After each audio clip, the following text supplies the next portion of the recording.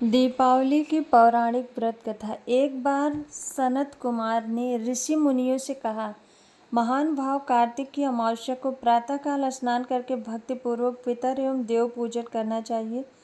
उस दिन रोगी तथा बालक के अतिरिक्त किसी अन्य व्यक्ति को भोजन नहीं करना चाहिए। सायंकाल विधि पूर्वक लक्ष्मी का मंडप बनाकर उसे फूल, पत्ते, तोरण, ध्वजा और पताका आदि से सुसज्जित करना चाहिए। अन्य देवी देवताओं सहित लक्ष्मी का षोडश उपचार पूजन करना चाहिए। पूजन उपरांत परिक्रमा करनी चाहिए। मुनीश्वरों ने पूछा, लक्ष्मी पूजन के साथ अन्य देवी देवताओं के पूजन का क्या कारण है? सनत कुमार जी बोले, लक्ष्मी जी समस्त देवी देवताओं के साथ राजा बलि के यहाँ बंधक थी। तब तब आज ही के दिन भगवान विष्णु ने उन सब को कैद से छुड़ाया था। बंधन मुक्त होते ही सब देवता लक्ष्मी जी के साथ जाकर क्षीर सागर में सो गए। इसलिए अब हमें अपने अपने घरों में उनके शयन का ऐसा प्रबंध करना चाहिए कि वे क्षीर सागर की ओर न जाकर स्वच्छ स्थान और कोमल शैया पाकर यहीं विश्राम करें। जो लोग लक्ष्मी जी के स्वागत की तैयारियां उत्साहपूर्वक करते हैं, उनको छोड़कर वे कभी नहीं जाती हैं। रात्रि के समय लक्ष्मी जी का आवाहन और विधि पूर्वक पूजन करके उन्हें विविध प्रकार के मिष्ठान का नैवेद्य अर्पण करना चाहिए। दीपक जलाने चाहिए। दीपकों को सर्वनिष्ठ निवृत्त हेतु अपने मस्तक पर घुमाकर चौराहे या शमशान में रखना चाहिए। राजा का कर्तव्य है कि नगर में ढिढोरा पिटवाकर दूसरे दिन बालकों को अनेक प्रकार के खेल खेलने की आज्ञा दे। बालक क्या क्या खेल सकते हैं, इसका भी पता करना चाहिए। यदि वे आग जलाकर खेलें और उसमें ज्वाला प्रकट न होने दें तो समझना चाहिए कि इस वर्ष भयंकर अकाल पड़ेगा। यदि बालक दुख प्रकट करें तो राजा को दुख और सुख प्रकट करने का सुख होगा। यदि वे आपस में लड़े तो राजा युद्ध होने की आशंका होगी।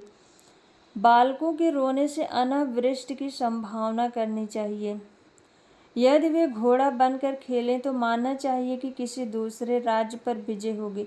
यदि बालक लिंग पकड़कर क्रीड़ा करे तो व्यभिचार फैलेगा। यदि वे अन्न चुराएं तो इसका अर्थ है कि राज्य में अकाल पड़ेगा। दीपावली का त्यौहार इस साल 31 अक्टूबर 2024 को बड़े धूमधाम से मनाया जाएगा। दिवाली का पर्व हर साल बहुत ही उत्साह के साथ मनाया जाता है। लक्ष्मी पूजन के दिन ये सबसे बड़ा माना जाता है। दिवाली के दिन ही भगवान राम लंका से वापस अयोध्या लौटे थे, इसलिए अयोध्या वासियों ने राम के आने की खुशी में दिए जलाए थे। दिवाली पर संध्या के समय माता लक्ष्मी और गणेश जी की विधिवत पूजा करनी चाहिए। इस दिन लक्ष्मी जी की पूजा करने से साधक को धन की प्राप्ति होती है। दिवाली के दिन पूजा के समय कथा का पाठ करना शुभ होता है। पौराणिक कथा के अनुसार एक नगर में एक साहूकार रहता था। उस साहूकार की एक लड़की थी। उसने देखा कि लक्ष्मी जी पीपल के पेड़ से निकला करती थी। एक दिन माता लक्ष्मी उस साहूकार की लड़की से बोली कि मैं तुम पर प्रसन्न हूँ, इसलिए तू मेरी सहेली बन जा। साहूकार की लड़की ने कहा कि मैं अपने माता पिता से पूछकर बताऊंगी। उसके बाद माता पिता की आज्ञा पाकर लड़की माता लक्ष्मी की सहेली बन गई। महालक्ष्मी जी उससे बहुत प्रेम करने लगी। एक दिन लक्ष्मी जी ने साहूकार की लड़की को भोजन पर निमंत्रण दिया। जब लड़की माता लक्ष्मी के यहाँ भोजन करने आई तो उसको माता लक्ष्मी जी ने उसे सोना चांदी के बर्तनों में खाना खिलाया, सोने के आसन पर बैठाया और बहुमूल्य वस्त्र पहनने के लिए दिए। इसके बाद लक्ष्मी जी ने उस लड़की से कहा कि मैं तुम्हारे यहाँ आऊँगी। लड़की ने स्वीकार कर लिया और अपने माता पिता को सब बात बताई। इस बात को सुनकर उसके माता पिता बहुत ही प्रसन्न हुए, लेकिन लड़की उदास होकर बैठ गए। उसके माता पिता ने उदास होने का कारण पूछा तो उसने माता लक्ष्मी के वैभव के बारे में बताया। हमारे घर में आकर वे कैसे संतुष्ट रहेंगी? लड़की के पिता ने कहा कि जमीन को गोबर से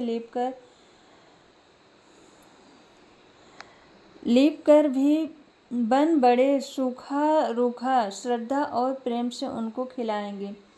यह बात पिता कह भी न पाए कि एक चील वहां मर्राते हुए आया और किसी रानी का 9 लखा हार उसके घर में छोड़कर चला गया। नौलखा हार देखकर साहूकार बहुत ही प्रसन्न हुआ। यह देखकर साहूकार की लड़की बहुत प्रसन्न हुई। उसने उस हार को बेचकर लक्ष्मी जी के भोजन का सारा इंतजाम कर दिया। इसके बाद वहाँ श्री गणेश जी और लक्ष्मी जी आ गए। लड़की ने उन्हें सोने की चौकी पर आसन दिया। इस पर महालक्ष्मी और गणेश जी ने बड़े प्रेम से भोजन किया। लक्ष्मी जी और गणेश जी के आने से साहूकार के घर में खुशियों और सुख सौभाग्य में बढ़ोतरी हुई। बोलो माता लक्ष्मी की जय।